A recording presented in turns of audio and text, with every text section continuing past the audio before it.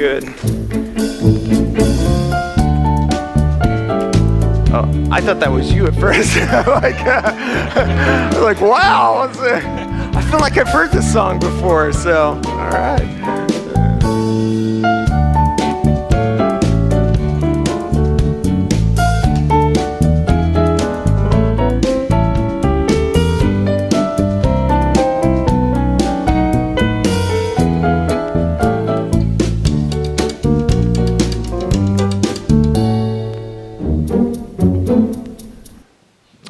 All right. Well, hey, tonight we are wrapping up a series we've been in over the past several weeks entitled Homegrown, where we've been talking about how to cultivate healthy relationships, especially when it comes to those relationships that hit closest to home in our lives. And tonight we're going to sort of wrap up by kind of revisiting kind of a dynamic that we started the series in. As tonight I want to specifically speak to parents and grandparents, and specifically around this idea of what to do when it all goes wrong. What to do when it all goes wrong. What happens when it doesn't seem to work? That when despite our best efforts, despite our best intentions, what happens when things don't turn out the way we planned or hoped? In fact, I think one thing when I was thinking about this is that we can always plan on, when it comes to parenting, is that it will never go the way we planned, right? Like there's one thing we can always plan on when it comes to parenting, is that it will never go the way that we planned. In fact, I was thinking about this and I came across some kind of hashtag parent fail tweets. And in fact, I want to take a look at some of these. Maybe some of you parents you can relate to when plans go awry. The guard fell off the clippers when my mom was giving me a haircut, so she filled in the bald spot with a magic marker. Hashtag parent fail. I like this one. My dad told me the ice cream truck played music when all the ice cream was gone. Actually, I think that's a parent success. I think that was pretty good. This one, I put sunscreen on my 4 kids, but one came back burnt. Turns out I lathered one kid up twice. All right, I can see that. I forgot to fill the piñata with candy at my daughter's birthday party. Hashtag piñata fail. And then I like this one. My dad is a horrible speller. One Christmas, my sister got a present from Satan. Okay, that's funny right there. Yeah. So anyway, so some parent fails. You know, being a parent, it's not easy. Being a grandparent's not easy. I mean, there's going to be some times, it doesn't matter our best efforts, our best intentions, things are not going to go the way that we might plan. And so I want to kind of unpack this a little bit by talking about a guy who knew a little something about this, understood a little bit about something when life doesn't go always the way that we might plan it to go. And it's a story of a guy by the name of Job. The story of a guy by the name of Job in the Bible. And in fact, I remember when I was growing up, I used to always think it was Job. And so I'd be like, oh, the book of Job. Well, I'll never look at this until it comes time when I actually need a job. And so I was like, so for the longest time, I never even read it. But it's really an amazing book in the Bible. Amazing book in the Bible. In fact, it's actually a little trivia. It's actually the oldest book in the Bible. And so we're going to kind of dive into this. And I also want to just kind of make note as well is that even though speaking specifically in the context of parents and grandparents, this is really a message for everybody. Because I think we all have people in our lives. Maybe it's a friend, maybe it's a brother, maybe it's a sister, where maybe they've gone distant, they found themselves far from God. And we all know that burden and that hurt of, man, how can I close that gap between them and that distance they have from God, that distance maybe you have in your relationship, and how can we close that gap? In fact, I believe that God actually puts people in our lives sometimes where maybe you're not their physical or their biological parent, but God places people in our lives, friends in our lives, where you in some capacity are actually called to be a spiritual parent. You're called to be praying for them. You're called to invest in them. You're called to share the gospel with them. And so it's a message that really applies for all of us. And so I think we're going to find some really good kind of life lessons and practical lessons of what to do, again, when it all goes wrong in parenting and in life in general. And we start off in Job chapter 1, verse 1. It says, there lived a man whose name was Job. Again, not Job. Job. This man was blameless and upright. He feared God and shunned evil. He had 7 sons and 3 daughters. You thought you had a lot of kids. That's a lot of kids. I had a friend who had 5 kids, and I remember telling him one time, I was like, man, you must really like kids. And he goes, no, and he goes, I just really like my wife a lot. So, and that's kind of what we got going on here. Mr. Job really liked Mrs. Job. And so it continues on. It says, his sons used to hold feasts in their homes on their birthdays. And they would invite their 3 sisters to eat and drink with them. And then when a period of feasting had run its course, Job would make arrangements for them to be purified. Early in the morning, he would sacrifice burnt offerings for each of them, thinking, perhaps my children have sinned and cursed God in their hearts. This was Job's regular custom.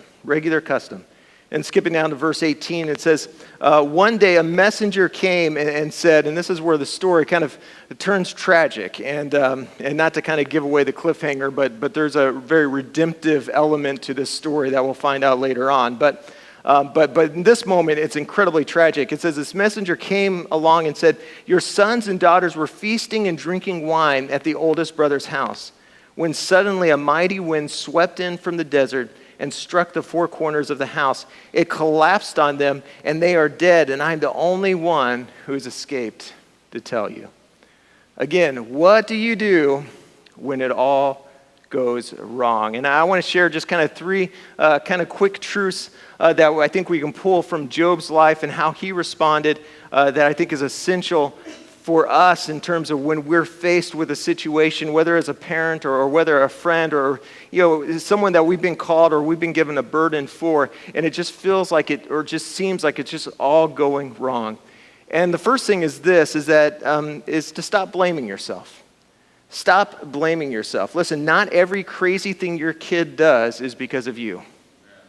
Just letting you know, not every crazy thing your kid does is because of you. I think of my boys like irrational fears when it comes to bees and tornadoes. In fact, I think my boy would jump out of a moving vehicle in order to avoid being stung by a bee, right? I mean, this is my boy. He's got this incredible fear of it.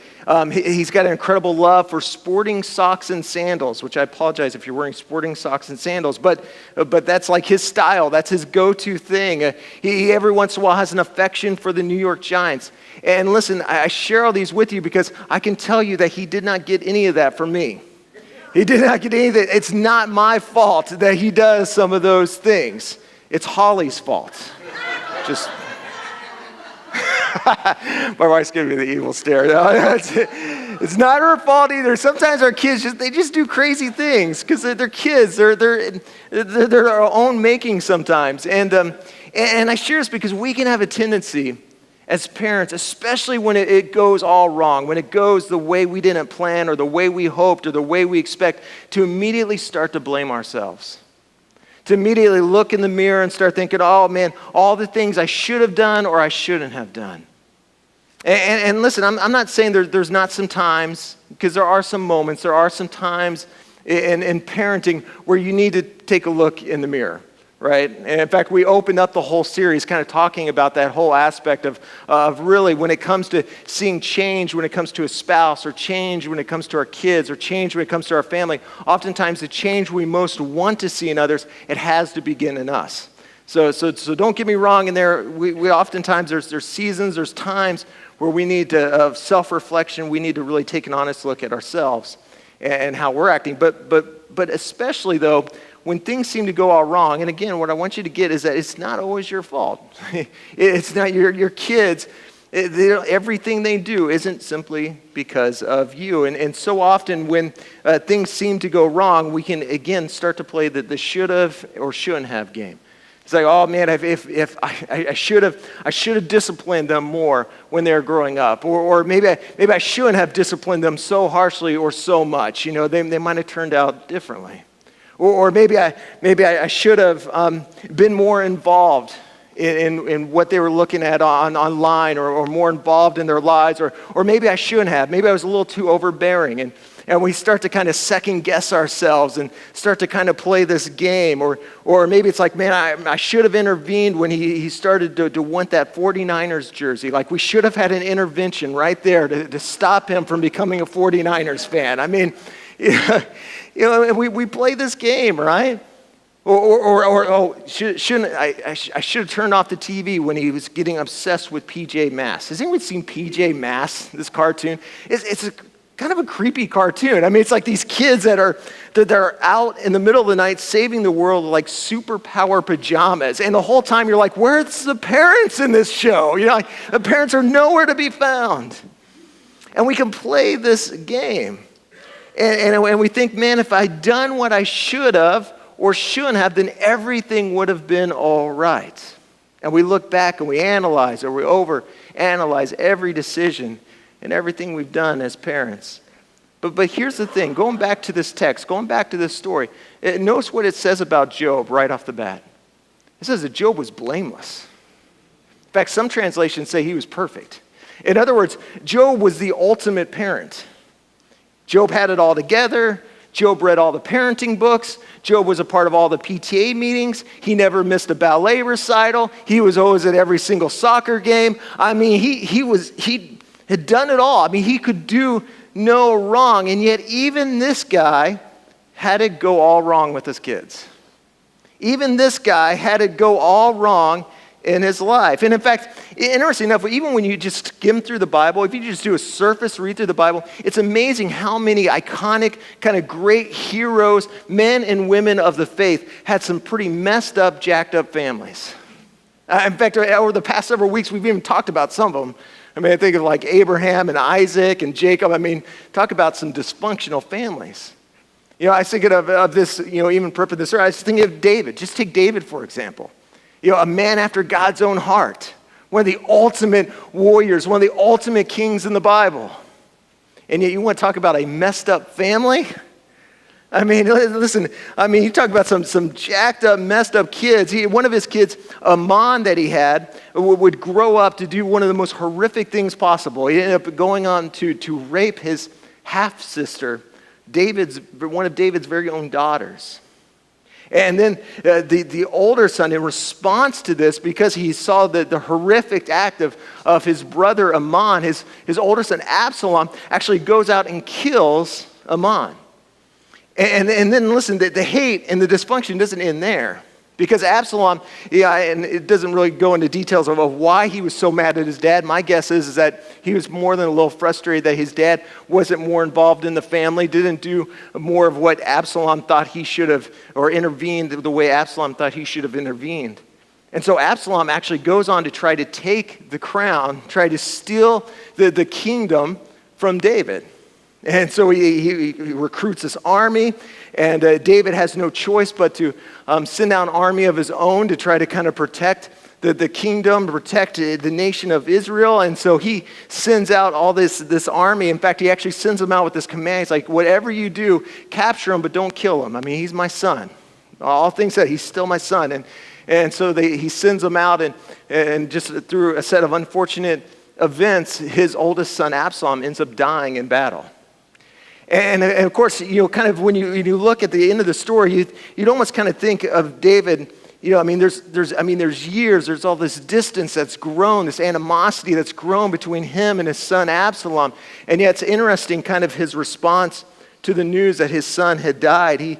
He responds like this. He says, "Absalom, my son, oh Absalom, if only I had died instead of you." Isn't it amazing how the very children who can be so far away, can sometimes cause us so much pain, can still remain so very near to our heart. And that's how it was for David. This man after God's own heart, and yet even that, even being a guy who sought God fervently, still his family was more than a little messed up. Had more than a few issues. In fact, think about the most perfect father out there, the only perfect father out there, God himself, right? I mean, think about this. I mean, think about all of his kids, you and I. The Bible says that all of us have gone astray, right? All of us, but one. He's only had one perfect son, only had one kid named Jesus who actually, lived the perfect sinless life, only for God the Father to have to watch his perfect son be crucified and falsely accused and falsely being, by an imperfect world, right? And listen, I share that because some of you got to understand is that while, I can't always relate to some of your pain and some of your hurt, especially if you've got a kid who is far from God or is kind of going his own way or walking in self-destructive patterns. But listen, you got to understand that God understands it. God does. He gets the deepest pains of parenting. He really does. He knows what it's like to look at his created children only to have them turn their backs on him over and over again. To choose destruction over life, to choose the temporal over the eternal, to choose emptiness of living for this world rather than the abundance found only in a life surrendered to him. And again, maybe you're here today and you got a child who's lost. And again, I can't say I'll fully ever be able to understand or even begin to understand some of the pain and some of the hurt that you're wrestling with. But again, you got to understand that if anyone can and could, it's God the Father. And listen, my hope for you tonight, my challenge for you tonight, though, is that if you want to start to find some freedom, start to find some hope in that, is, listen, it begins for some of you by stopping the blame game. This is stop blaming yourself for every decision your kids or your grandkids have ever made. See, again, Job, he had it all together and it still didn't turn out all right. Which leads to the second thing here. So you got to stop blaming yourself, but here's the second thing is you got to keep praying for your kids. You got to keep praying for your kids. What do you do when it all seems to go so wrong? You pray, and you keep praying, and you keep praying, and you keep praying. See, I don't know about you, but I really believe there's something incredibly powerful about a parent's prayer. There's something incredibly powerful about a parent's prayer. I think Job understood this. In fact, we see this in verses 4 through 5. It says, his sons, again, used to hold feasts in their homes on their birthdays, and they would invite their 3 sisters to eat and drink with them. When a period of feasting had run its course, Job would make arrangements for them to be purified. Early in the morning, he would sacrifice a burnt offering for each of them, thinking, perhaps my children have sinned and cursed God in their hearts. This was Job's regular custom. Regular custom. He would regularly seek God for his children. Yet, by the way, this is also a really interesting passage, though, too, because it also implies and gives this impression that there's also a distance, though, between Job and his kids. I mean, think about this. We read about a lot of conversation that Job's having and interceding and pleading for his kids, but we don't read of any conversation between Job and his kids. In fact, notice that I don't think it's a random thing that sit there and said they held feasts in their homes on their birthdays. I mean, think about it. Talk about a distance, a divide between the kids and the father.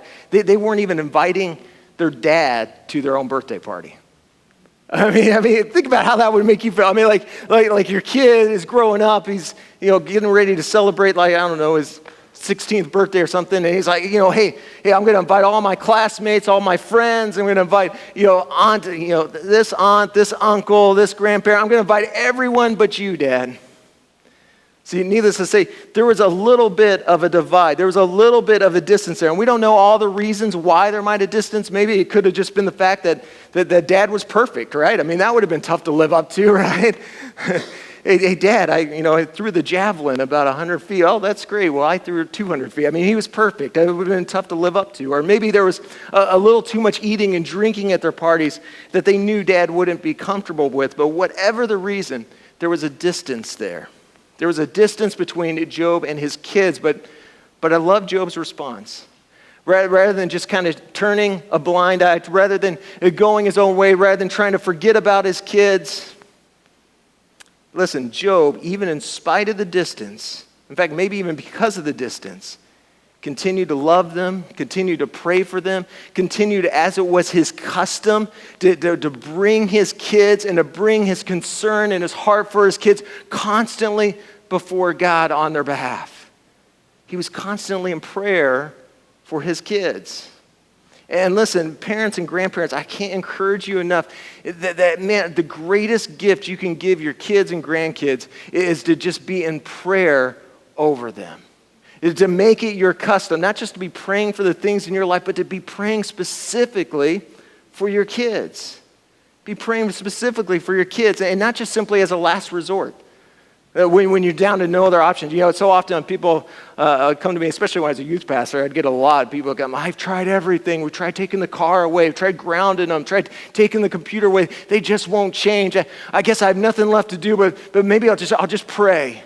So it's sort of like prayer is sort of a last resort, a last-ditch effort. Listen, prayer was never meant to be a last resort. It's meant to be our first response when it comes to our kids, when it comes to our families, when it comes to our lives. And in fact, actually, real quickly, I just want to touch on two ways that actually we need to constantly be praying over our kids, or praying for that friend, or praying for that loved one who there's a distance maybe in the relationship you have with them, or there's a distance in their relationship with God. The first way is this, and we see this in Proverbs chapter 13 through 20, kind of the importance of this. And the first way is this, is pray for godly influencers to come into their lives. First, pray for godly influence to come into their lives. And we see this in Proverbs 13. It says, walk with the wise and become wise, for a companion of fools suffers harm. I like that. Psalm 142:7 puts it this way. It says, bring me out of a prison so I can thank you. The godly will crowd around me, for you are good to me. I like that. The godly, they'll crowd around me, for you are good to me. One of the ways God shows goodness, God